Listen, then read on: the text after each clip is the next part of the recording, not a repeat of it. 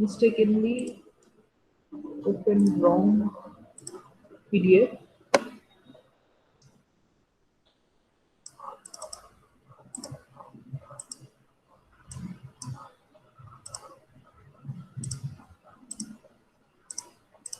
Okay. So why built up sections? मतलब कि competition member तो हम लोग जैसे आई सेक्शन या फिर चैनल सेक्शन या फिर एंगल सेक्शन को लेके समझे हैं, but what is built up section and why built up section is required? Well, the built-up sections provide large cross-sectional area which cannot be furnished by single roll steel section. मतलब कि ये built-up section, built-up का मतलब ये है कि तुम site में ही बिल्ड कर रहे हो, तुम साइट में ही खुद एक स्ट्रक्चर अपने हिसाब से बना रहे हो, ठीक है? तो बिल्ट अप सेक्शन का जो एडवांटेज है that is you can have a large cross sectional area as per your requirement. तुम जैसे चाहो तुम्हारा क्रॉस सेक्शनल एरिया को बढ़ा सकते हो at side cross sectional area which can not be furnished by single roll steel section. मतलब जो कि फैक्ट्री से बनाया नहीं जा सकता है उतना जो बड़ा क्रॉस सेक्शनल एरिया का एक सेक्शन जो एक रोल्ड स्टील सेक्शन मतलब के रोलिंग करके जो स्टील फैब्रिकेट होता है इन फैक्ट्री वो बनाया नहीं जा सकता, जो कि तुम साइट में as a built up section बना सकते हो as per your requirement of large cross sectional area. Okay, तो ये एक हमारी एडवांटेज है। नेक्स्ट क्या है? The built up sections provide special shape and depth. The spatial shape and depth facilitate connections between different members। मतलब कि ये बिल्ट अप सेक्शन जो है ये बहुत एक स्पेशल शेप और डेप्थ, हमारा जो डिजायर्ड शेप एंड डेप्थ है उसको हम इस सेक्शन से एक्वायर कर सकते हैं। और ये जो स्पेशल शेप और डेप्थ बनेगा इससे हमारा जो कनेक्शन है ये facilitate connections between different member. तो जैसे डिफरेंट मेंबर्स को हम एक साथ कनेक्ट भी कर सकते हैं। Okay, the built up sections provide sufficient large radius of gyration in two different direction. मतलब कि ये जो बिल्ट अप सेक्शन बनेगा इसमें से हम बहुत ज्यादा रेडियस ऑफ जायरेशन क्रिएट कर सकते हैं। अब रेडियस ऑफ जायरेशन अगर बढ़ जाता है तो बेसिकली क्या होता है उसका जो resistance toward that axis to the rotational moment, मतलब कि रोटेशनल मोमेंट अगर ज्यादा मतलब रेजिस्टेंस क्रिएट हो जाएगा टुवर्ड्स रोटेशनल मोमेंट, तो क्या होगा कि वो जिस तरह का फेलियर ऑकर हो सकता है उस सेक्शन में उस फेलियर के अगेंस्ट भी रेजिस्टेंस क्रिएट हो जाता है। तो ये ज्यादा हमारा हमको रेडियस ऑफ डायरेक्शन वो क्या दोनों ही डायरेक्शन में मिलेगा, मतलब X axis Y axis both direction में। अगर दोनों डायरेक्शन में थोड़ा थोड़ा नहीं मतलब वो तो अंतर रहता ही है पर मतलब ज्यादा डिफरेंस क्रिएट हो जाता है तो शायद जब फोर्स आएगा वो फोर्स शायद एक डायरेक्शन में सफिशिएंट होगा बट फॉर अदर डायरेक्शन और other axis that section may get twisted or may get buckled। Okay, तो ये हम बिल्ट अप सेक्शन से हमारा जो desired large radius of gyration create करने का जो पॉसिबिलिटी है वो हम क्रिएट कर सकते हैं। Okay, as larger radius of gyration is capable of handling more stress thereby required lesser area। अब देखो ये मैं देखो रेडियस ऑफ जायरेशन ये हमारा स्ट्रेस के साथ कैसे कनेक्टेड है? ये तो देखो हमारा जो बकलिंग लोड है वो क्या है? जस्ट अ मिनट, यहाँ पे मैं दिखा देती हूँ।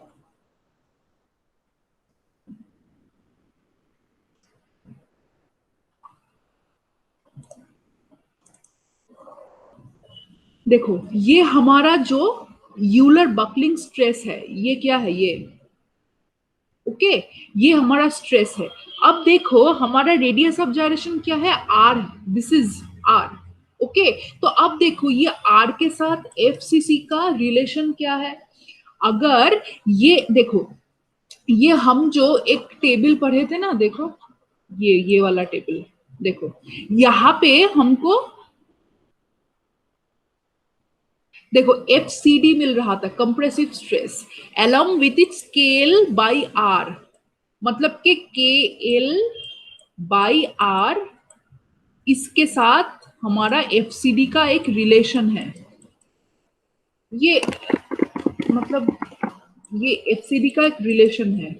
अब ये रिलेशन कैसा है, देखो ये केएलआर जितना बढ़ रहा है यहाँ पे, okay, the way that KL by R is increasing, see the value corresponding to its FY, FCD का वैल्यू क्या हो रहा है, ये ऊपर बढ़ रहा है, मतलब ये जितना नीचे जाएगा उतना घटेगा, और के एल बाई आर जितना बढ़ेगा एफसीडी का वैल्यू उतना घटेगा, मतलब कि दिस इज ऑपोजिट और this is not proportional, right, inversely proportional.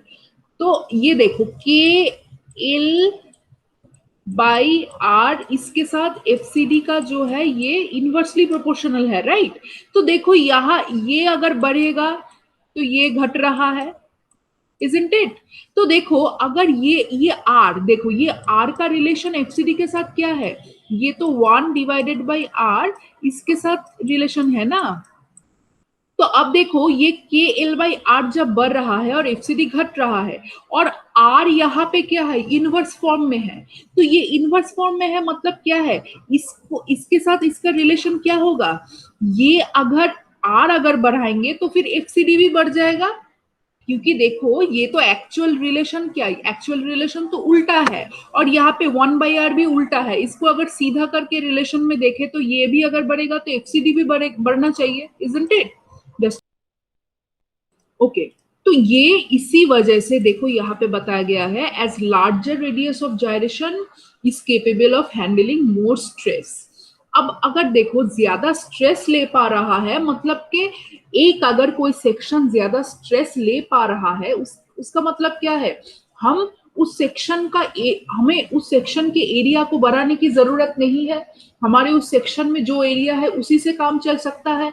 अगर रेडियस ऑफ जायरेशन हमको लार्जर मिल रहा है टोटल, क्योंकि हम बिल्ट अप सेक्शन बना रहे हैं ना, तो बिल्ट अप सेक्शन जब बनाएंगे तो रेडियस ऑफ जायरेशन पूरा सेक्शन का बनेगा, अलग अलग सेक्शन का नहीं। ओके, तो इस वजह से क्या ये it leads to economic design. देखो ये built up section box connection, इस बॉक्स कनेक्शन को कैसे बनाया गया है, देखो यहाँ पे एक angle section, this is designated as angle 1, this is angle 2, this is angle 3, this is angle 4, ये 4 एंगल सेक्शन है। इसके साथ देखो यहाँ पे प्लेट से कनेक्ट किया गया है, ये प्लेट है, तो ये एक पूरा ऐसे बिल्टअप करके हमारा जो है पूरा एक बॉक्स कनेक्शन बनाया गया है। अब देखो इसका ये जब काम करेगा ये ऐसे एक कॉलम बन जाएगा, ये ऐसे कॉलम बन जाएगा। अब ये जब काम करेगा ये तो ये होल एज अ होल काम करेगा ना, तो ये टोटल मिलके जब काम करता है तो ये एक एक मतलब एक एक एंगल का जो रेडियस ऑफ जायरेशन है ऐसे वर्क नहीं करेगा, ये एज अ पूरा बॉक्स इसका वर्क करेगा। ओके, देखो ये हमारा है चैनल बैक टू बैक, ऐसे भी हम कॉलम को बना सकते हैं, देखो ऐसे भी कॉलम को बना सकते हैं, अगर 3D में ड्रॉ करूं। ये एक्चुअली डॉटेड ड्रॉ करती तो ज्यादा बेहतर है, इसको मैं देखती हूँ। तो ऐसे करके अब तुम सब ये क्या टॉप व्यू देख रहे हो, you are right now watching all the section from the top view. Okay, तो ये एक चैनल सेक्शन को बैक टू बैक प्लेस किया गया है, और इसको ऐसे भी हम कॉलम बना सकते हैं। तुम अगर कहीं भी जाओगे कोई स्टेशन में, if you want to see this kind of section, please go to any railway station or just have a look at your metro station as well. Just look at the column, look at the steel columns. You might find out that these kind of built up sections are created in order to make that column, just assembling these channel section or angle section, whatever. Okay, next see, this is a channel section face to face. ये तो back to back ऐसे बैठाया गया था, देखो ये अब face to face ऐसे बिठा गया है। Next is I section with channel at top. देखो ये आई सेक्शन है और ऐसे ही चैनल सेक्शन को टॉप में ऐसे प्लेस करके कॉलम बनाया जाता है। नेक्स्ट दो आई सेक्शन उसके ऊपर नीचे दो प्लेट करके ऐसे भी क्रिएट किया जा सकता है, तो इसको बोलेंगे डबल आई सेक्शन। नेक्स्ट, अब हम आते हैं कैसे डिजाइन करते हैं। Okay, so let's just go for the steps. So steps 1 says find the effective length from the actual length and end condition। तो पहले तो हमको इफेक्टिव लेंथ को ढूंढना पड़ेगा, if whether it is given in question or not। Then from that we have to consider the end condition। end condition mean कि हमारा जो कॉलम का सपोर्ट रहेगा उसका कैसा कंडीशन है उसको देखना पड़ेगा। Okay, next step says assume value of lambda between 30 to 60 for built up section। ये जो लैम्डा हमको मिलेगा, ये लैम्डा हमको कहाँ मिल रहा था, देखो see, this was our lambda, right? A non-dimensional effective slenderness ratio। देखो तो ये lambda एक्चुअली क्या रिप्रेजेंटेशन क्या है, इसका जो वैल्यू मिल रहा है, the value we are getting from, I mean having the value inside is a slenderness ratio. हमको ये स्लेंडरनेस रेशियो यहाँ पे मतलब इसका वैल्यू अगर पता है तो ही हमको लैम्डा का वैल्यू पता चल रहा है हियर। ओके, तो यहां में हमको अब देखो ये वैल्यू से एक जो मैं दो मेथड समझाई थी, एक के इस फॉर्मूला से तुम कैलकुलेट कर सकते हो and next you can find out from the graphical that table representation. Just a minute करूंगी तो फिर ये प्रॉब्लम में बहुत अच्छे से मतलब ये पॉइंट को याद करने की जरूरत है। Here C for step 5, choose a built up section so that the total area becomes more than the required area calculated in step 4। मतलब कि हमको ऐसा एक बिल्ट अप सेक्शन लेना पड़ेगा जो बिल्ट अप सेक्शन हमारा जो रिक्वायर्ड टोटल एरिया, मतलब देखो हम डिजाइन कर रहे हैं उसका मतलब कि डिजाइन के रेस्पेक्ट में हमारा एक एरिया रिक्वायरमेंट आएगा कि इस फोर्स के वजह से इस फोर्स को रेजिस्ट करने के लिए हमारा जो रिक्वायर्ड एरिया है वो है सो एंड सो। तो हम क्या उससे थोड़ा ज्यादा एरिया लेंगे, एरिया का सेक्शन लेंगे। तो हमारा से अगर 2000 मिलीमीटर स्क्वायर का एक एरिया हमारे डिजाइन के एज पर डिजाइन हमको रिक्वायर हुआ, तो हम में भी 2010 या फिर 2500 ऐसा कोई एरिया का एक सेक्शन चूज करेंगे from SP6। Okay, also arrange the member in such that the values of IZZ will become close to IYY। remember this part, okay, this is very important। next step, with the above arrangement 5 R minimum and then calculate this। ये हम लोग अभी solve करेंगे। देखो, let us come to a problem, इसको अच्छे से समझते हैं। Design a laced column. अच्छा, लेसिंग एंड बैटन ये दोनों टाइप का कनेक्शन होता है कॉलम में, ठीक है। ये मैं डायग्राम यहाँ पे ही है कोड में दिखा देती हूँ। See, this is a lacing pattern. ऐसे कनेक्शन तुम बहुत बार अपने लाइफ में देख चुके हो। I do not have to make you imagine this kind of section connection, तुम लोग शायद बहुत बार देख चुके हो। तो ये है लेसिंग कनेक्शन, और बैटन जो है ये इसको बैटन कनेक्शन बोलते हैं। इसको ऐसे लेसिंग ये डायगोनली सिचुएटेड रहता है, पतला पतला सा है ये, और ये डायगोनली रहता है। और बैटन जो है ये पूरा एक रेक्टेंगल शेप का है, पूरा एक हॉरिजॉन्टल वे में ऐसे रहता है। ओके, तो यहाँ पे क्वेश्चन में बोला गया है कि डिजाइन अ लेस्ड कॉलम। ये lacing, just a minute, design a laced column 10.5 metre long to carry factored axial load of 1000 kilonewton. The column is restrained in position but not in the direction at both the ends. Use to channel section plays as back to back as shown in figure. मतलब कि ये एक lacing column बनेगा, उसका जो मतलब length है, ये जो लेंथ रहेगा ये हमारा 10.5 मीटर लॉन्ग कॉलम बनेगा, ठीक है। और इस कॉलम में से हमारा जो फैक्टर्ड एक्सियल लोड है वो ये जाएगा। तो हमको बोला गया है कि ये चैनल सेक्शन ऐसे बैक टू बैक प्लेस रहेगा, तो डिजाइन करना पड़ेगा। डिजाइन मतलब क्या क्या हमको फाइंड आउट करना पड़ेगा, ये चैनल सेक्शन का स्पेसिफिकेशन क्या रहेगा ये देखना पड़ेगा, मतलब कितने मतलब what will be the dimension of this channel section, वो हमको डिजाइन करना पड़ेगा।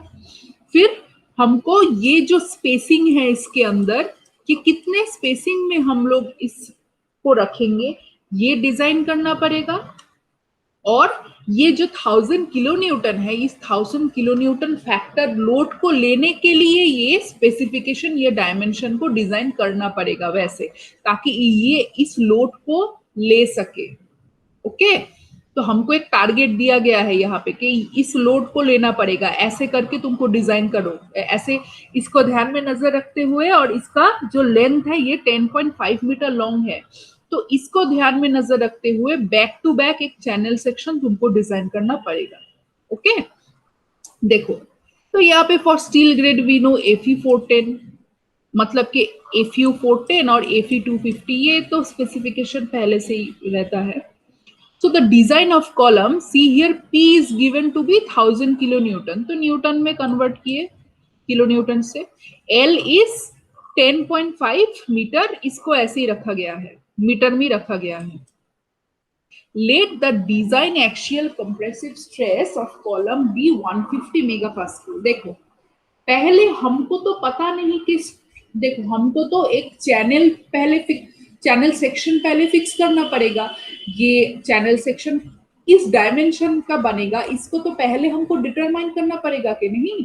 तो इसको कैसे डिटरमाइन करें, हमको तो इसको डिटरमाइन करने के लिए इसका एरिया को पता करना पड़ेगा। कोई भी चैनल सेक्शन को देखो, लेट मी ओपन दिस, देखो ये एक चैनल सेक्शन हम SP6 में से दिखा रहे हैं। तो ये चैनल सेक्शन का जो स्पेसिफिकेशन है, देखो IS JC IS LC IS MC whatever, ये डायमेंशन का जो एरिया है, हमको तो एक चीज तो एक डेटा तो हमको खुद से डिजाइन करना पड़ेगा, खुद से पता मतलब मालूम करना पड़ेगा उस डायमेंशन या आई मीन टू से उस पैरामीटर या फिर उस वैल्यू के रेस्पेक्ट में से ही हम चैनल को डिसाइड कर पाएंगे। तो वो पैरामीटर कौन सा रहेगा, वो रहेगा एरिया। हमको अगर एरिया पता चल गया तो उस एरिया के आसपास में से हम कोई एक चैनल को कंसीडर कर सकते हैं एज आवर डिजाइन चैनल। हमको तो एक चैनल सेक्शन चूज करना पड़ेगा ना, तो उस चूज करने के लिए उसको कैसे चॉइस करें फ्रॉम SP6, तो हम एरिया से चॉइस कर सकते हैं। तो अब एरिया का जो पैरामीटर है वो एरिया कहाँ से मिलेगा, वो मिलेगा हमारा जो फॉर्मूला है stress equal to load by area. तो हमको एरिया पता करना है, तो स्ट्रेस बाय, तो ये क्या हमको P बाय अगर स्ट्रेस करेंगे, लोड बाय स्ट्रेस करेंगे तो हमको एरिया मिल जाएगा, इजंट इट। तो ये लोड तो हमको क्वेश्चन में दिया गया है, पर स्ट्रेस कितना आएगा वो तो नहीं दिया गया है, इसीलिए इसको हम लोग अज्यूम किए 150 मेगापास्कल। ठीक है, इसको आप अज्यूम किए। तो तुम 120 भी ले सकते हो, 180 भी ले सकते हो, दैट्स अप टू यू। तो ये एक जनरलाइज्ड एक स्ट्रेस लिया गया है, तो ये लोड के साथ स्ट्रेस को अगर डिवाइड करेंगे तो हमको एरिया मिल जाएगा। तो उसी एरिया के नजदीक का कोई एक सेक्शन हम चूज कर लेंगे फ्रॉम SP6। देखो यहाँ पे एरिया क्या है 666, ये 46.67, देखो ये ISMC 250 लिया गया है, ये ISMC 250 सी। यहाँ पे एरिया का जो है ये सेक्शनल एरिया इज दिस ए, और ISMC 250 दिस इज 38.67। देखो 38.67 लिखा है, इसको अगर मैं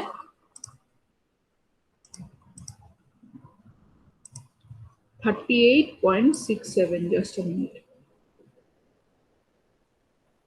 इसको अगर मैं मल्टीप्लाइड बाई 2 करूंगी, इसको अगर मल्टीप्लाइड बाई 2 करूंगी तो ये वैल्यू आ रहा है 77.34 सेंटीमीटर स्क्वायर।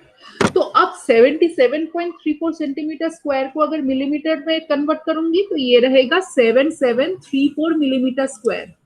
तो देखो ये तो बहुत ज्यादा है ना हमारे रिक्वायर्ड एरिया से। यहाँ पे रिक्वायर्ड एरिया क्या आया, ये 666.67, और ये ISMC जो हम दोनों channel back to back use कर रहे हैं ना, तो दोनों का ही एरिया लेना पड़ेगा। तो एक का अगर है 38.67 तो दोनों का रहेगा 773।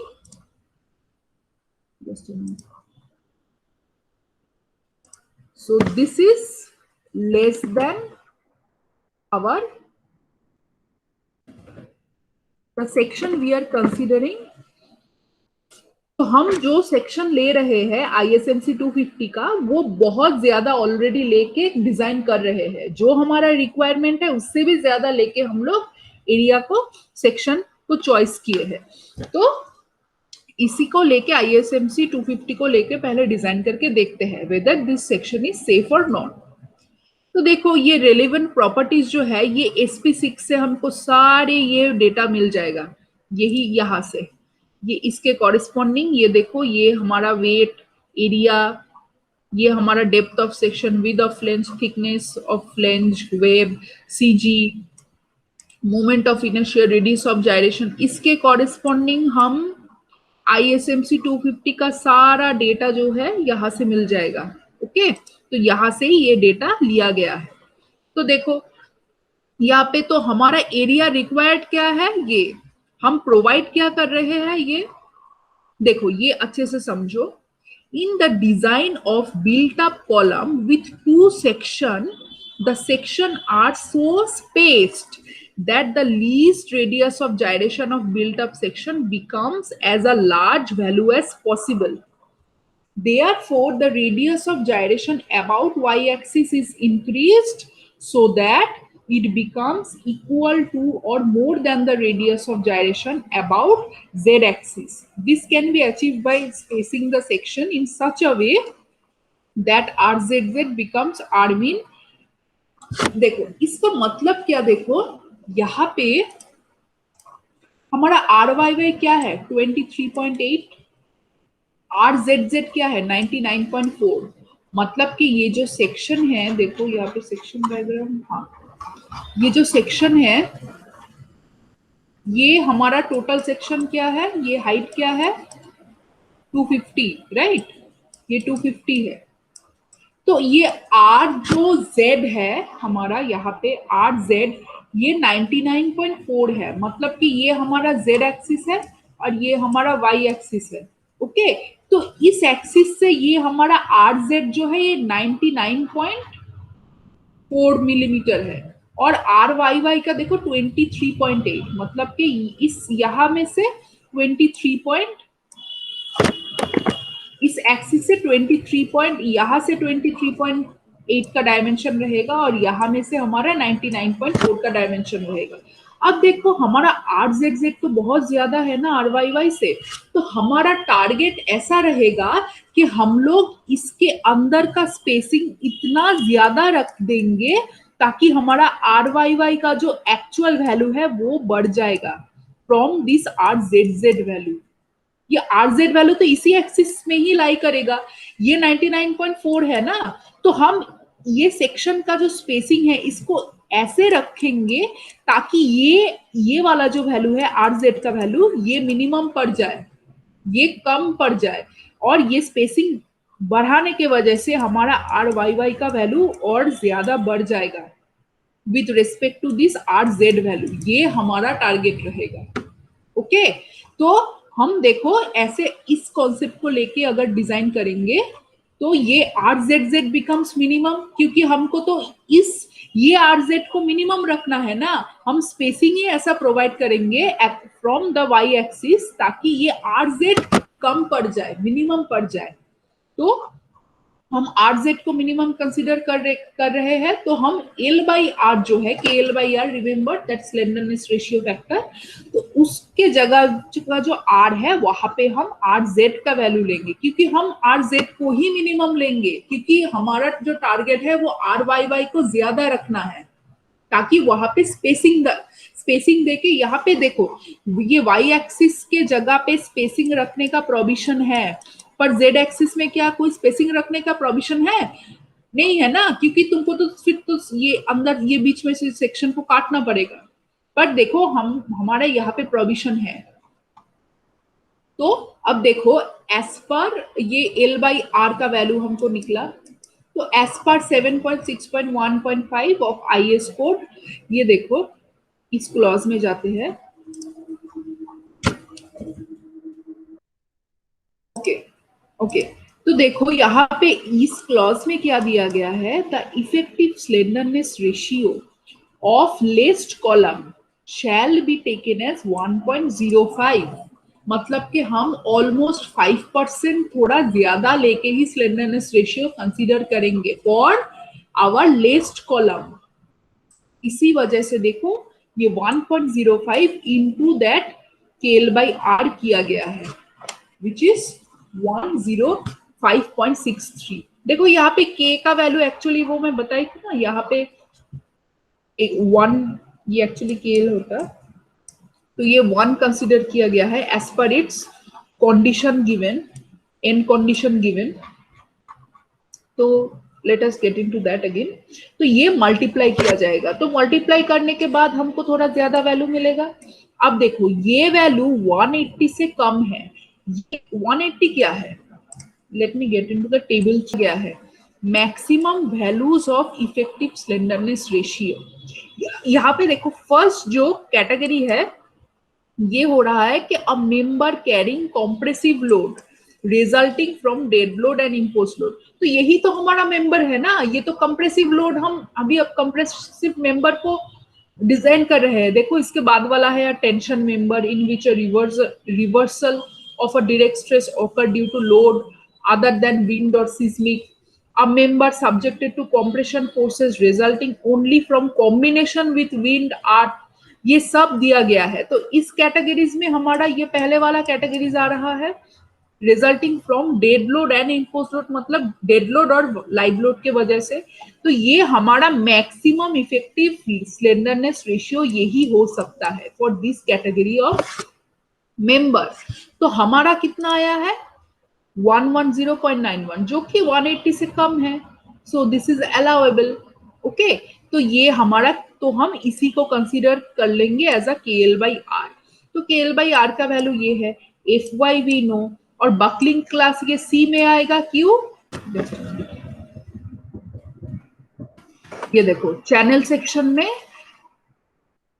ये channel section for any axis the buckling class is C, तो हम लोगों को ये टेबल 10 से मिलता है, तो this will be buckling class C. The design compressive stress हम लोग ये टेबल से ही निकाल सकते हैं, क्योंकि के एल बाई आर भी है, we know F Y, we can determine the value of F C D, table 9C। देखो ये बकलिंग क्लास सी जो है ये 9C में है, बकलिंग क्लास सी के एल बाई आर क्या है 110.91, तो ये ऑलमोस्ट ये वैल्यू और इस वैल्यू के अंदर आएगा, एंड विच कॉरेस्पॉन्ड्स टू 250 का वैल्यू कौन सा है यहाँ पे, ये और ये, तो वैल्यू हमारा इस इन दोनों के बीच में रहेगा। तो ये इंटरपोलेट करोगे तो हमको वैल्यू मिल जाएगा। I am not explaining that interpolation part, okay. So we have got our design compressive stress to be 93.61 megapascal। अब देखो इसको अगर एरिया से मल्टीप्लाई करेंगे, जो हमारा ये एरिया है पूरा टोटल चैनल सेक्शन का, तो ये हमको एरिया मिल जाएगा। ये हमको एरिया मिला था, तो एरिया इनटू हम स्ट्रेस करेंगे तो क्या मिलेगा, फोर्स। देखो ये आ रहा है 723.98। अब हमारे क्वेश्चन में दिया गया है कि इस सेक्शन को 1000 किलो न्यूटन सहना पड़ेगा, और हम जो डिजाइन का जो लोड आया है वो क्या है, 723 आया है।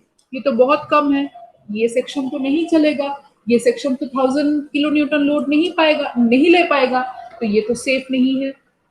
तो हम फिर से डिजाइन करेंगे। फिर से डिजाइन क्या, तो क्या करेंगे, थोड़ा सेक्शन का जो डायमेंशन है वो हाइट थोड़ा बढ़ा के दूसरा एक सेक्शन लिए। So the section which we have considered earlier was 250. Now we are considering ISMC 300. तो 300 के corresponding सब values भी change हो जाएगा। From SP6 you can collect all these data. तो area भी हमको मिल जाएगा। We have to multiply this. Again we have to repeat the same process. ये L by RZ का वैल्यू लेंगे तो हमको ये मिल जाएगा।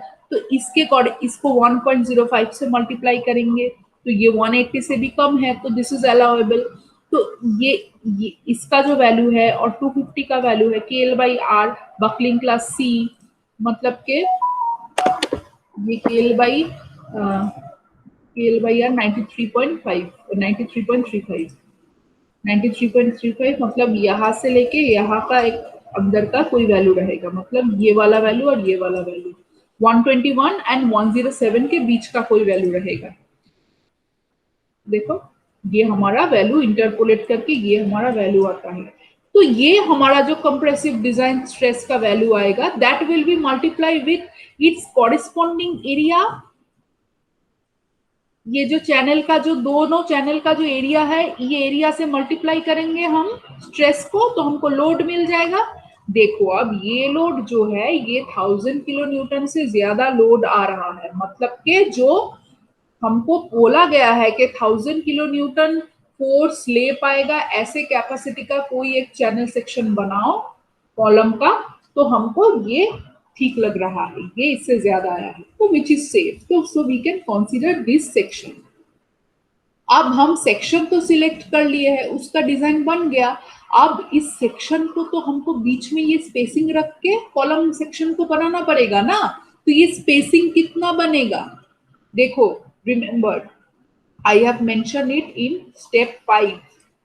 Choose a built up section so that the total area becomes more than the required area calculated in step 4। ये तो हम लोग ऑलरेडी कर चुके हैं। Also arrange the member in such that values of IZ will become IYY। अब IZ और IY का जो फैक्टर वैल्यू है वो क्या है, वो अलग अलग इस सेक्शन का नहीं, वो पूरा इस कॉलम का लेके बनेगा। ये पूरा कॉलम का IZZ और IYY हमको निकालना पड़ेगा। ओके, ये अलग अलग चैनल सेक्शन का नहीं निकाल सकते, क्योंकि now this total column will act as a unit section. देखो तो हम क्या किए, इसको इक्वेट कर दिए, क्योंकि हमको तो इसको नजदीकी रखना है ना, IZZ और IYY का value we have to make that closer. तो इसको क्लोजर करने के लिए क्या कर सकते हैं, इसको इक्वेट कर देते हैं, इक्वल कर देते हैं, तो फिर इसका दोनों का ही वैल्यू इक्वल रहेगा। अब IZZ का वैल्यू तो हमको ये चैनल सेक्शन का जो है, ये चैनल सेक्शन का क्या है IZZ, देखो ये है 6362.6, ये हमारा IZZ है। दो चैनल सेक्शन ले रहे हैं, सो 2 into दिस। अब देखो ये हमारा Y, देखो ये तो था Z एक्सिस कौन सा है, यहां से है, ये हमारा Z, सॉरी ये हमारा Z एक्सिस है, ओके, और ये हमारा Y एक्सिस। तो ये Z एक्सिस में देखो, ये Z एक्सिस में ये दोनों चैनल का देख, अगर मैं हैव द प्रोविजन, ये Z एक्सिस है ना, तो इसके ऊपर का देखो ये दो चैनल हमको मिल रहा है टोटल, तो 2 into Z एक्सिस। अब क्या Y एक्सिस के बारे में, अब देखो इस एक्सिस के ऊपर ये दोनों सेक्शन लाई कर रहा है ना, अब मैं अगर इसको थोड़ा ऑपोजिट कर दूं, मतलब कि अगर मैं इसको ऐसे कर दूं, देखो, तो ये तो वाई एक्सिस है। अब देखो वाई एक्सिस में से पूरा एक चैनल बाहर है, इजंट इट?